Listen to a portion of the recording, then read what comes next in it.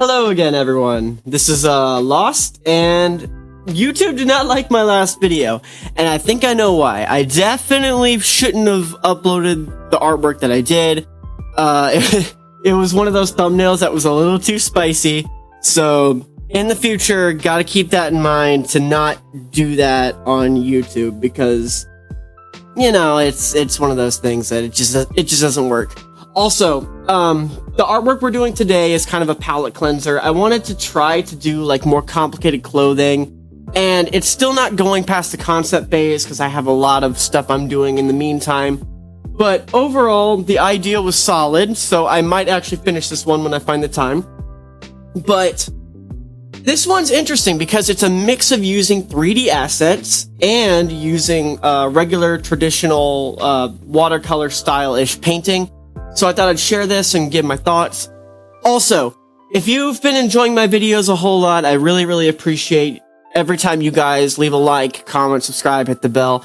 I'm saying it a little bit earlier this time because I know that YouTube really wants me to do that, so there it is. Also, here's a fun little thing I'm gonna try. And I want you to tell me in the comments if you're completely opposed to this idea. I'm also going to add like a community post asking people. But I was trying to think of the people who follow me, and if you know how a lot of YouTubers have names for their audience, and I thought that might be fun. And I go by the one you lost, so like part of me wants to call you guys the Lost Boys and Lost Girls.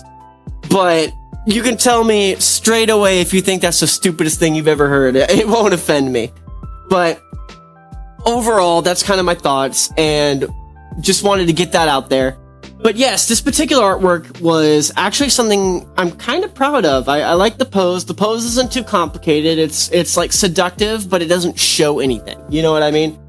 I feel like there's some things I would change in the finished product, but overall, I like the idea. I think it's solid. I like the way the skirt drapes over the legs and through the hips, and I had to do a lot of adjustments to that because with the draping of the shirt, it made the character look wider than she is. And I tried to also make the character look a little more mature than the actual like model. Anyone who's watched me for a long time knows I draw a lot of VTubers, and this is one of my favorites. It's Mumei. It's exactly who I drew last time and probably the time before, because I'm a nut job who is obsessed with drawing the same things because it's like comfy for me. But we are getting to the point where we have the idea almost completely fleshed out, and it's time to start making an attempt at the rendering. But with that in mind, I'm going to briefly pause my commentary real quick to get myself some time to feel crappy. So, I'm back, and that was basically me having to cough for a bit, and I didn't want anyone to have to hear that, because nobody likes hearing a man cough with lots of phlegm in their mouth. That's kind of gross. But now we are adding the base colors, and we're kind of just planning everything out. It's kind of one of those things that this artwork is heavily in shadow, and I want specifically to have a really large focus on warm colors as opposed to cool colors. In fact, the only place you'll find cool colors in this artwork is in the shadows and in the like necklace she's wearing, which has a blue stone in it. Also, using the liquify tool to shape the everything around the chest, that is super important. You could draw it. I find liquify tool kind of gives you an easier time doing it. Maybe even mesh transform if you're feeling so bold. But I typically use the liquify tool because I personally think that works the best. So, I'm actually having trouble not, like, sounding like I have a lisp right now, because, like, I'm getting, like, tongue-tied with my own words. But, with the more mature look of the character, I kind of had the way the hair drapes almost in, like, a ponytail behind her, but a lot of loose strands as well. So, we can't actually see the tie in this artwork, but I definitely, made sure it existed, because I really like drawing hair that is tied in some way, shape, or form. And if you've been following my work for a while, you'll know that I like to draw messy hair like a whole lot.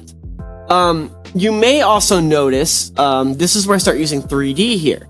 And I can convert to lines and tones to turn it into line art. This is actually something that I highly recommend that you try to learn.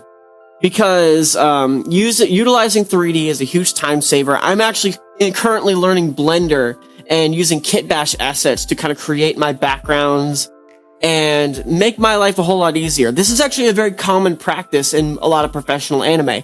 A lot of people will use 3D assets, then convert to lines and tones and create a background that is anatomically and perspectively correct, while at the same time saving a bunch of time. And over time, you start to collect assets, and you can kind of construct a background and then place your character inside of it.